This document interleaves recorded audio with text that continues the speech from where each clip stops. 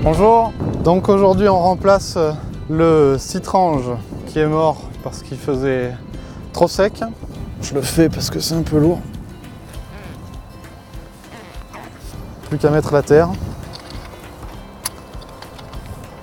Les périodes sèches on arrosera, après il n'y a plus besoin. Ouais. C'est vraiment un arbre qui résistera bien à ça. On va rajouter le paillage qui servira à avoir plus d'humidité dans les périodes sèches. Et voilà, il n'y a plus qu'à attendre 2 petites années. L'aménagement a été décidé en concertation avec les habitants. Nous on était là pour dire en fait techniquement ce qui était pas possible. Donc par exemple de planter un figuier trop près d'un mur parce que les racines, lorsqu'il va pousser, vont aller faire de possibles dégâts. Donc ici on a planté des fraisiers qui sont en bac surélevé pour éviter la présence des chiens. Là un petit hôtel à insectes pour faire venir des coccinelles prédatrices des pucerons, ce genre d'insectes utiles.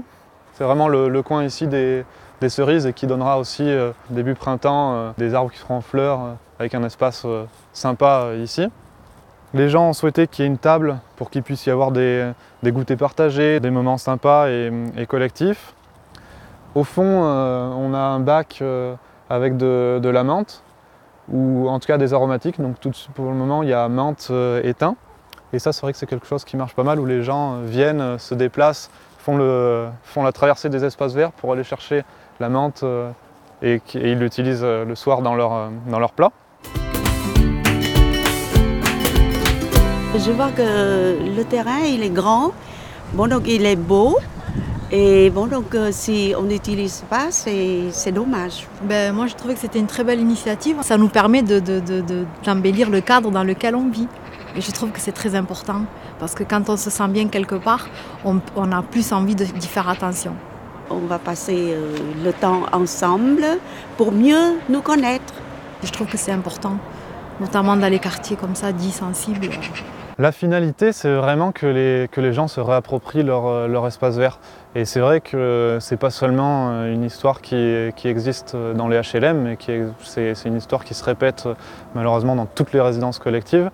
On constate que les gens ne connaissent pas leur espace vert. Ils payent des charges collectives pour l'entretien de ces espaces-là, mais pourtant ils n'y vont pas.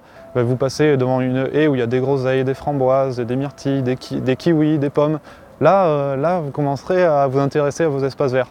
Et ensuite, fasse le lien avec leur alimentation quotidienne, en se disant, tiens, les pommes, quand j'en achète en grande surface au printemps, elles ne viennent pas forcément d'ici. Donc il y a un raisonnement sur la consommation alimentaire. Et ensuite, bien sûr, que les gens, ce soit un prétexte pour que les gens se rencontrent sur leur espace vert. Volontairement, on a voulu mettre des arbres jeunes pour qu'ils puissent résister aux conditions pédoclimatiques.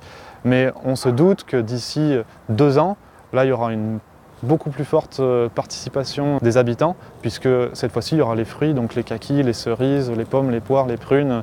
Et donc là, ils pourront vraiment aller se servir directement au pied de leur habitation.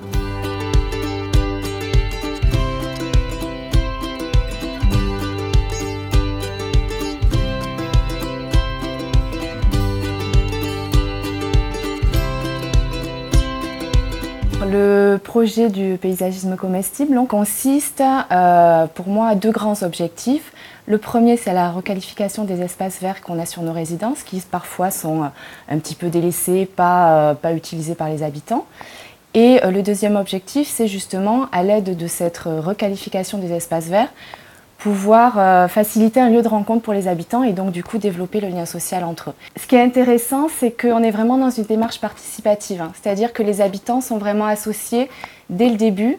Donc ils ont pu participer à des réunions de concertation avec l'association. Le bailleur était aussi associé, donc ils ont pu eux-mêmes choisir les fruitiers, les aromatiques. À l'aide d'un plan, ils pouvaient situer où est-ce qu'ils voulaient les mettre, la table de pique-nique. Et cette concertation-là permet qu'ils s'approprient ensuite le mieux possible les espaces.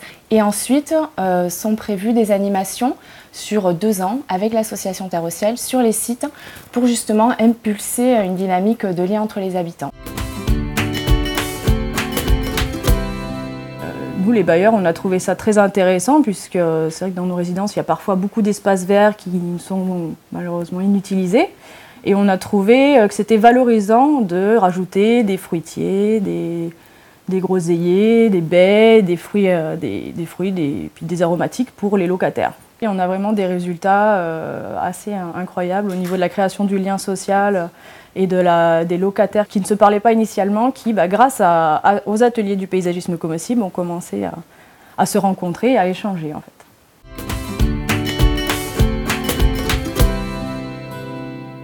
L'intérêt pour nous, c'est pas que nos locataires mangent bien. Ça, c'est, je dirais, la cerise sur le gâteau. Par contre, l'intérêt pour un bailleur comme nous, c'est de pouvoir rendre un sens à nos espaces verts, parce qu'on a des espaces verts qui sont souvent relativement grands, qui nous coûtent très cher à entretenir et qui sont peu ou mal utilisés par les habitants parce qu'ils ne se les approprient pas. À terme, on pense diminuer le coût d'entretien des espaces verts. On rend aux habitants un espace qu'ils n'avaient pas l'habitude d'utiliser correctement. Et en plus, on leur permet de cultiver des choses et de pouvoir les manger. Ça, c'est le plus.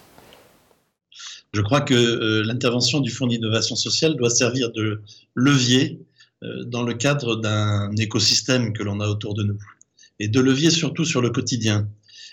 Patrimoine est engagé depuis quelques années, 5-6 ans, dans une démarche de développement durable. Mais développement durable, ça veut souvent dire pour nous bailleurs une approche par la technique, la conduite d'opérations nouvelles ou la réhabilitation. Et il ne faut pas oublier dans ce cadre-là que nos locataires attendent avant tout un service et une approche du développement durable qui porte plus sur le quotidien. Et ici, nous avons eu l'occasion, avec la démarche paysagisme comestible et le soutien qu'a apporté le Fonds d'innovation sociale, d'élargir l'horizon des locataires sur cette approche développement durable, puisque nous concilions à la fois une démarche interbailleur qui est vertueuse, puisqu'elle concerne plus d'habitants, une démarche d'appropriation et de responsabilité des espaces collectifs au sein des résidences, et puis de façon très évidente, une démarche utile et renouvelable, puisque l'intégralité de l'aménagement de ces espaces en paysagisme comestible permet effectivement de renouveler la production et une certaine ressource pour l'ensemble de la résidence.